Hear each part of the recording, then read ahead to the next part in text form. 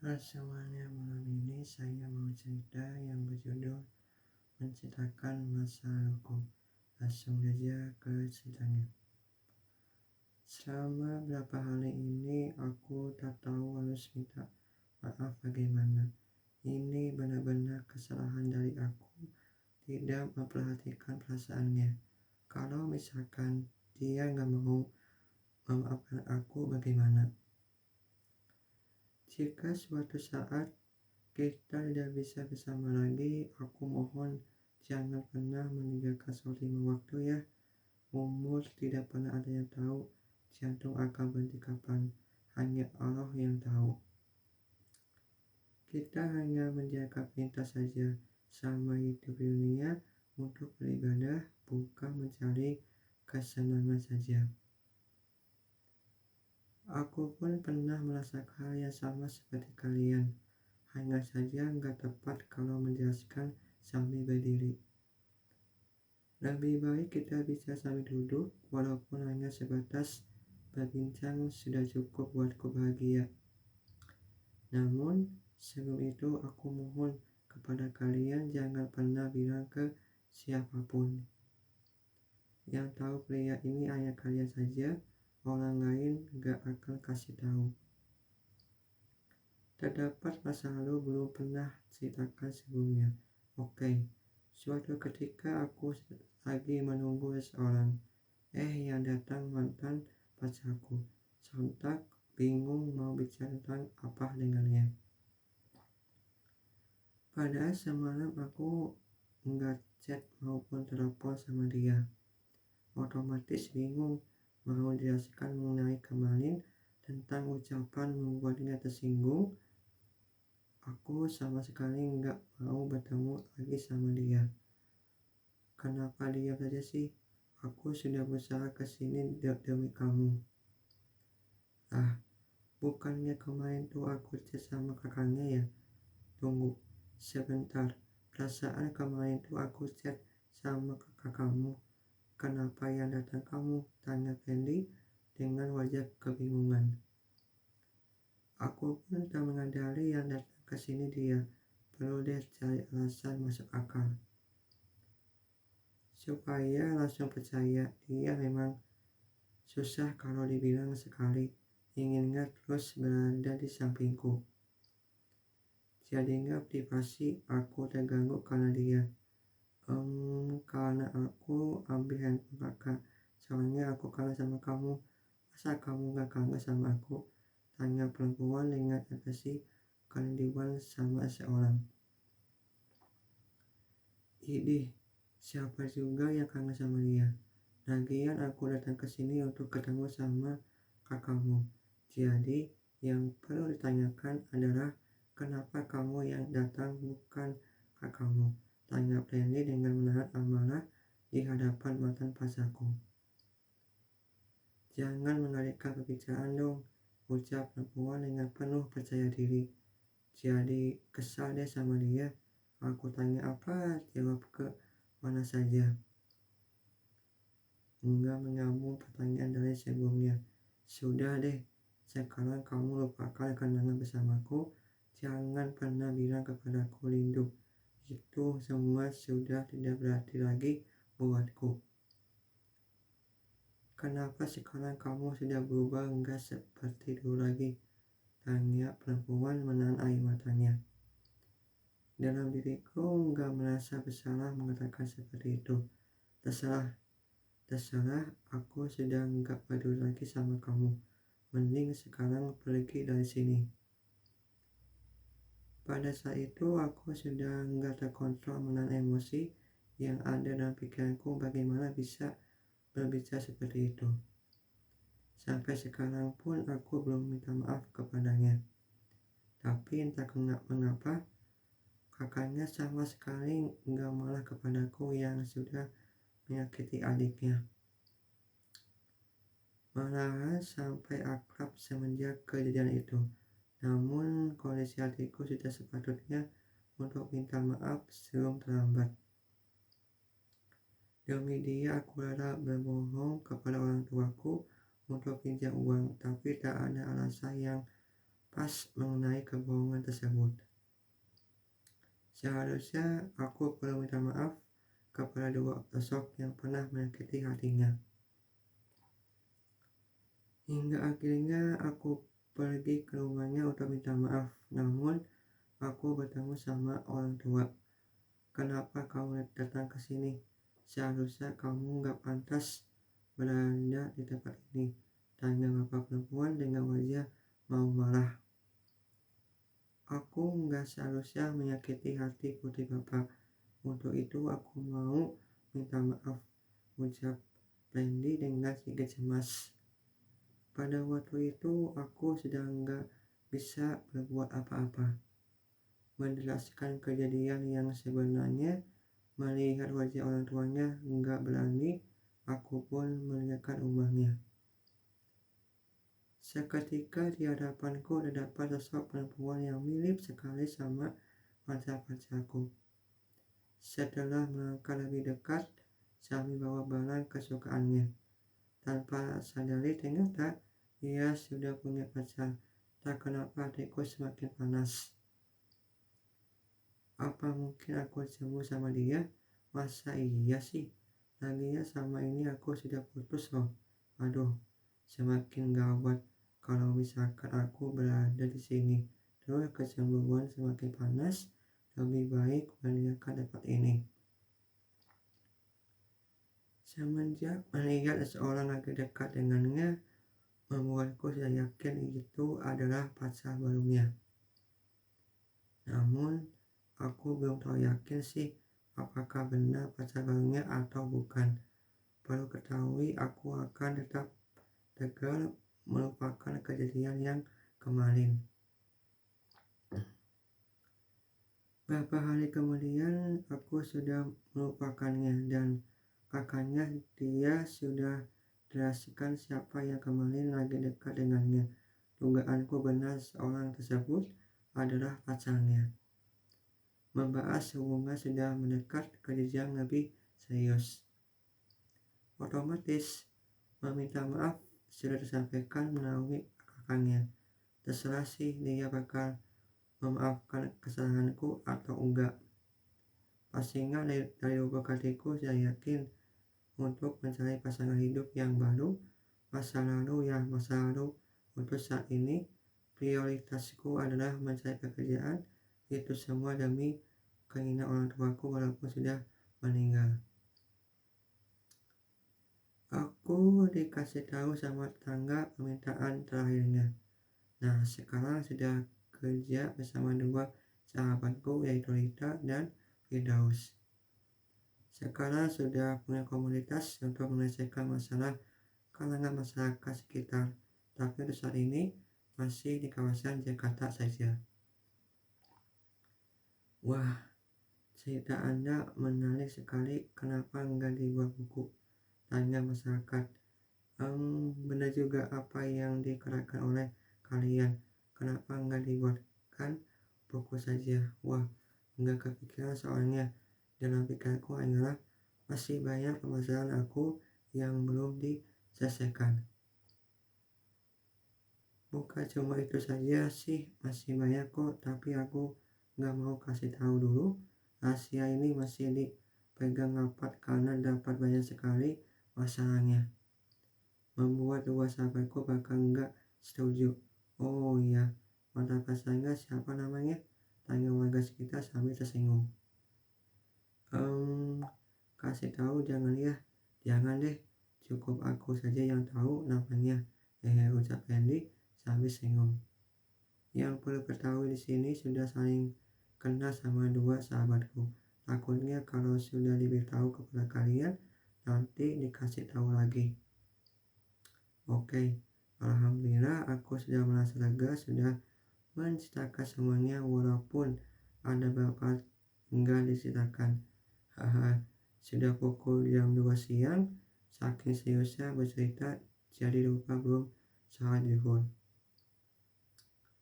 Beberapa langkah menuju ke masjid, ada anak kecil lagi bermain. Aku dulu belum pernah main seperti ini, tapi aku senang sekali melihatnya, walaupun membuatku mengingat kembali ke masa lampau. Hingga akhirnya aku menemukan jawaban mengenai permasalahan terlintas dalam pikiranku. Hanya saja udah yakin sih semuanya akan berjalan dengan lancar. Dan juga aku belum minta maaf sama Lucy, persoalan yang kemarin gagal salah mengucapkan kalimat. Pasti dalam hatinya tersinggung sampai sekarang. WhatsApp dari aku belum dibahas juga.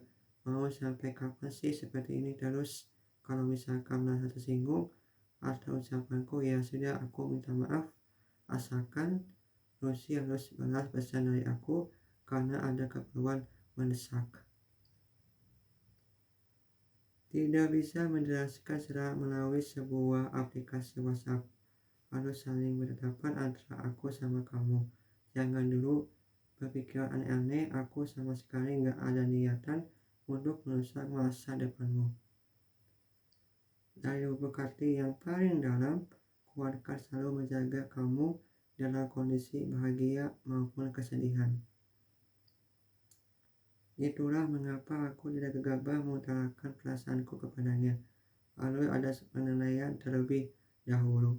Walau kita berdua baru saling kenal selama beberapa bulan, tapi dalam hatiku tak mengapa hati ini merasa ada rasa suka terhadap seorang perempuan di Bogor. Apa mungkin perempuan tersebut adalah Lucy? Tapi belum terlalu pasti sih mengenai siapa perempuan tersebut. Setidaknya sekarang aku perlu bertemu berdua sama kamu tanpa harus mengajak Firdaus. Nanti nggak bisa menyampaikan secara tenang kalau misalkan ada dia yang ada malah grogi. Paling penting dibahas dulu kalau seperti ini akan mengakibatkan orang sekitar bertanya-tanya, termasuk tetanggaku paling suka memberitahu ke yang lain mengenai aku seperti apa. Malah sempat-sempatnya kabar bohong bahwa aku lagi ketawa sendiri di rumah kontrakan, padahal lagi telepon sama teman kampus.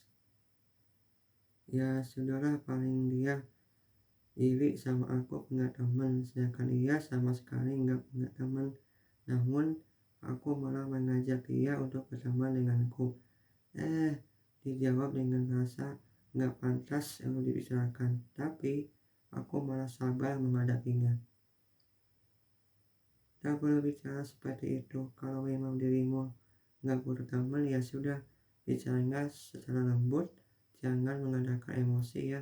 Aku selalu terbuka untukmu kalau memang dia belum ingin bergaul sama seorang di sekitarnya. Perlu ia sadari, hidup di dunia butuh seorang yang selalu berada di sisimu. Mungkin saja kekasihmu, kerabat, dan juga sahabat terdekatnya.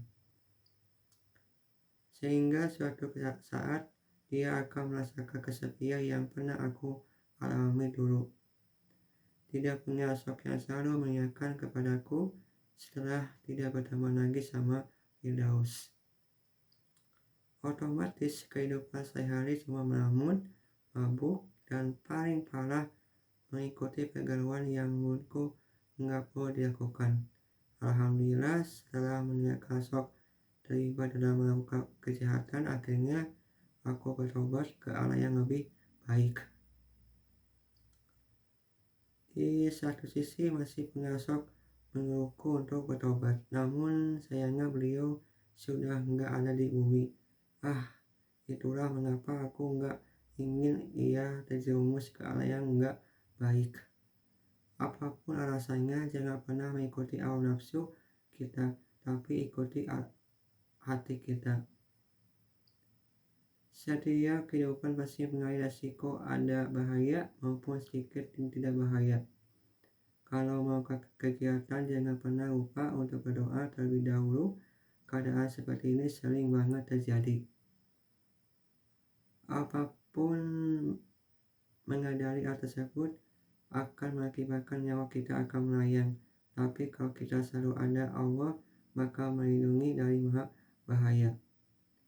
Takdir sudah ada di tangan Allah. Kalian hanya bisa berdoa supaya masih diberikan umur panjang. Entah itu dalam kondisi lagi bahagia maupun kesedihan.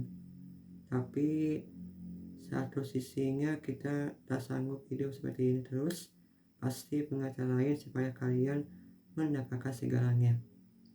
Aku tidak menyarankan seperti itu. Yang perlu ingat mereka harus ada menampingi supaya selalu mengingatkan bahwa itu nggak baik untuknya. Padahal dulu tidak memikirkan kondisi perasaan orang tua seperti apa. Dengan begitu, banyak tanggapan dari kalangan masyarakat sekitar. Tahu nggak? Randy sekarang jadi buronan loh. Apa nggak kasihan dia orang tuanya lagi sakit?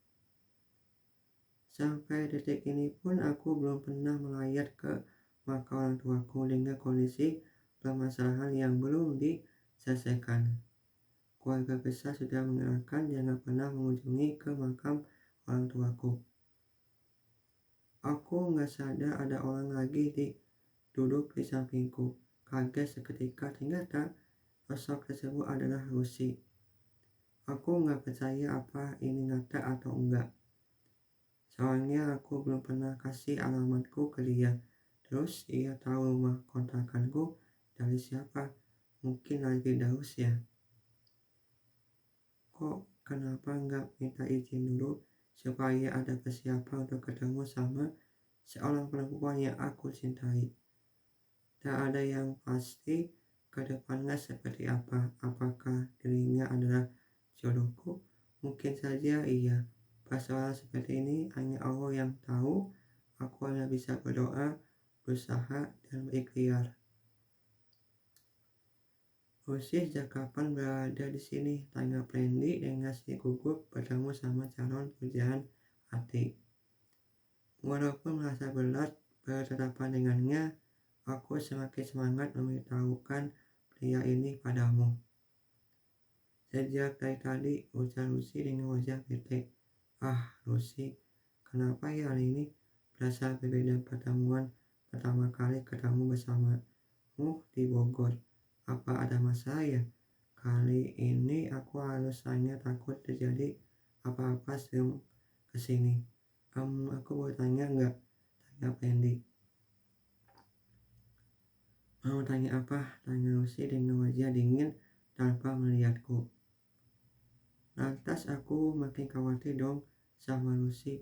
Perlu WhatsApp Firdaus sekali saja tahu pria masalahnya. Assalamualaikum Firdaus, tahu masalah Lucy apa? Ketik Pendi diloncat dengan dikasih emot singgung. Benar dugaanku, kebiasaan Firdaus kalau berat suka lama, jadinya bimbang mau kasih pertanyaan untuknya.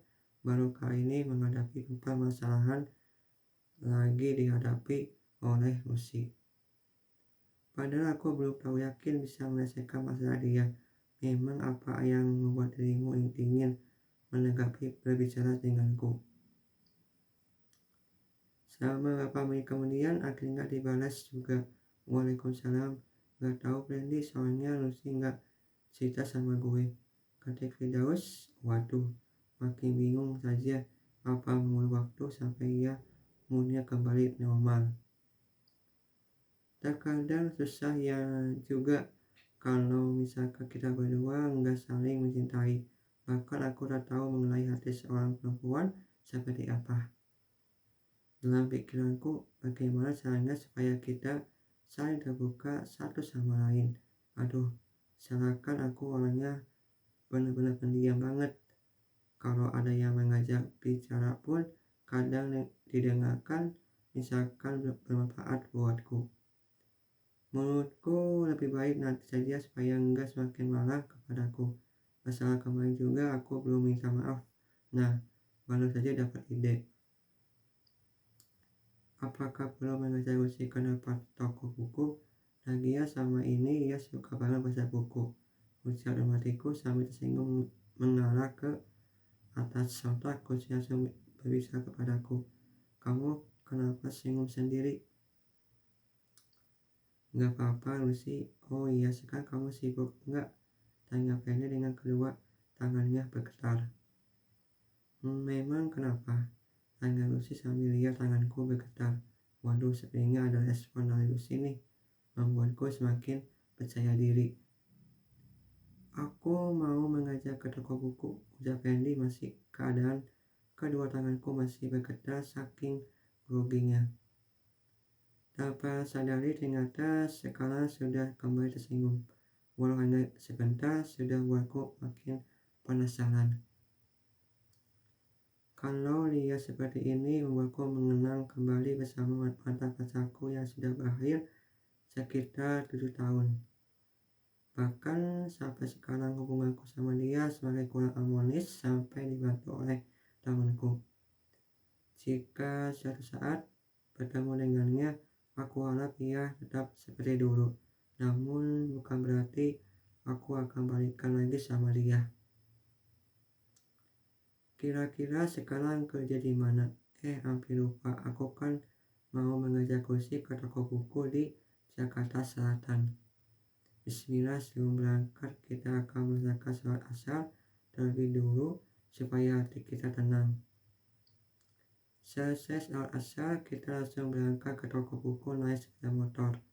Agak bagaimana ya setelah sekian lama nggak dibonceng sama seorang perempuan. Hati ini terasa tentram banget kalau dekat dengannya. Seperti nggak ada beban sama sekali. Bukan berarti harus melakukan sesuatu yang dapat merusak masa depannya. Atau memang nggak tahu pria masa Lucy. Setidaknya tahu kondisi perasaan Firdaus seperti apa. Aku memahami betul kondisi hati. Salah satu dari kita akan melakukan persaingan untuk melukai hati seorang perempuan. Walaupun perempuan sama yaitu Lucy Alice Zahra, setidaknya aku harus tetap pikir positif thinking ke depannya supaya nggak terjadi hal yang dapat merugikan kedua pihak. Aku pun tidak akan melakukan ulang supaya percaya kepadaku. Hanya saja sampai sekarang belum menemukan rencana sih setelah sampai toko buku daerah Jakarta Selatan. Aku baru mendapatkan sebuah ide. Menurutku gak perlu dikasih tahu dulu sampai ia dapat ide juga. Masa iya beritahu? Firdaus tahu nggak? Aku baru saja dapat ide mengenai muka hati Lucy. Kan nggak mungkin dong yang ada nanti ide sama denganku. Lebih baik disimpan dulu dengan rapat supaya nggak terlepas masuki ke dalam otak Firdaus. Agak aneh sih berkaitan dengan persaingan melukai hati Lucy. Seperti kembali ke zaman SMA dulu. Hanya saja aku berkesilangan memberitahu kepada mantan pacarku bahwa sosok laki tersebut suka berpikiran aneh-aneh kalau lagi dekat sama perempuan. Percaya dong, aku kira nggak percaya sama ngomonganku. Seperti perlu deh minta maaf sama laki yang sudah terlanjur mengundurkan diri gara-gara aku. Untuk kali ini akan berjalan secara sportif, persaingan secara sehat dan tidak melibatkan bantuan dari orang lain. Lucy, bagaimana suka nggak aku mengajak ke sini? Tanya Fendi dengan ekspresi bahagia bisa berjalan berdua dengannya. Walau belum dijawab sama dia, bukan berarti ia cukup kepadaku, soalnya dari tadi serius banget baca bukunya. Sampai-sampai nggak ngeh kalau kesini sama aku. Lebih baik tunggu saja deh sambil baca buku. Tidak berselang lama ada suara perempuan menurutku mirip banget sama Rita. Apa mungkin dia lagi berada di sini? Waduh, kalau begitu berarti aku harus meninggalkan tempat ini supaya tidak terjadi kecemburuan melihatku bersama Lucy. Soalnya pernah kejadian beberapa hari ke belakang aku lagi makan siang ketemu sama Lucy. Fendi, sama siapa di sampingmu? Tanya Rita dengan wajah cemburu. Sontak, aku gak bisa berkata secara jujur. bahwa aku lagi mengalami jatuh cinta sama Lucy. Sedangkan Lisa orangnya paling agresif kalau melihat seorang laki-laki dekat sama perempuan lain, termasuk aku pernah mengalaminya. Pada waktu itu juga aku sama sekali nggak dijawab. Supaya apa? Supaya kecemburuan dia nggak semakin panas dalam dirinya. Jadinya aku diam sama 5 menit sampai ia sudah meledak hatinya. Baru deh dijawab, cuma teman kok, aku nggak ada hubungan sama dia. Please jangan sembuh ya, ucap Randy dengan sedikit was-was. Sampai-sampai aku berkeringat seluruh tubuhku. Tidak menyadari bahwa aku memang bimbang pada saat itu memilih salah satu dari kalian menjadi pasangan suami istri. Walaupun ada beberapa penilaian dari seorang entah siapa namanya. Ia pernah bilang kepadaku, "Hei anak muda, kalau pilih perempuan harus sesuai dengan hati, jangan sampai salah pilih wanita." Nasihat tersebut sudah melekat dalam ingatanku. Sampai sekarang pun masih ingat kok. Aku pun langsung saling ke Firdaus dan lainnya. Pada saat lagi berkumpul di basecamp komunitas. Ada beberapa orang yang percaya mengenai hal tersebut. Ada juga enggak percaya. Malah disebut bohong masih saja percaya. Walau aku merasa sedih mendengarnya, tapi tetap tega menghadapi seperti ini. Pasti setiap orang memiliki pendapat mengenai kondisi hati seorang. Tidak akan sama pendapatku dengan pendapat orang lain. Setelah diskusi, aku pun meninggalkan tempat komunitas tersebut untuk menenangkan pikiran maupun hatiku.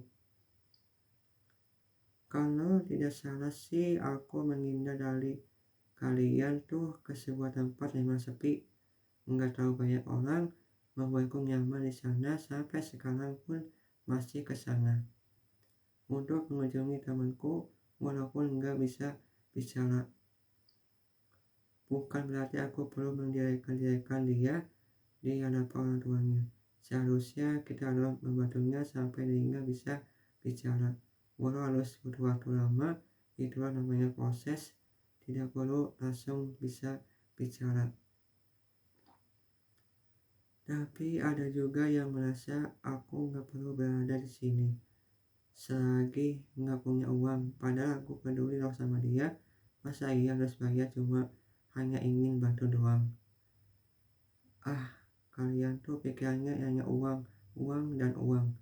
Di luar sana masih banyak orang membutuhkan uang demi biaya anaknya untuk sekolah.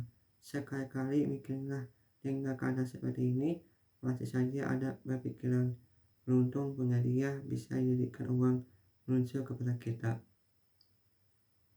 Pikiran seperti salah banget. Sadar dong, hidup di dunia hanya sementara. Mending sekarang sudah waktunya kalian untuk bertobat sebelum menyesal. Tanggapan dari kalian membuatku kesal. Untungnya aku masih bisa menahan amarahku. Begini saja deh, kalian emang butuh uang. Ya sudah, aku bayar per bulan sekitar 1 juta. Sampai anak ini bisa bicara. Kalau misalkan selama 1 bulan belum bisa sama sekali, berarti 1 juta tidak berhak menerima uang tersebut. Aku berhak untuk membimbing anak ini sampai bisa bicara. Kepada warga sini, kalian pergi dari tempat ini masih melawan, aku akan melaporkan ke pihak berwajib. Itulah kisah anak kecil tidak mampu bicara sekitar umur 5 tahun.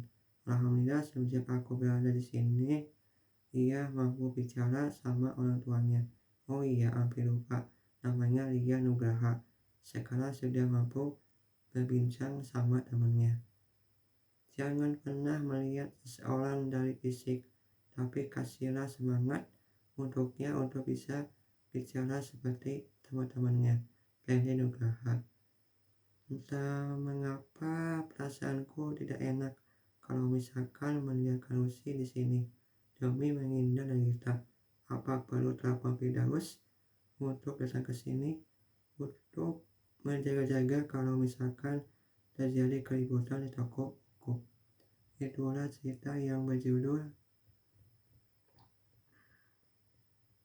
menceritakan masa buku. Semoga kalian semua suka sama ceritanya. Terima kasih.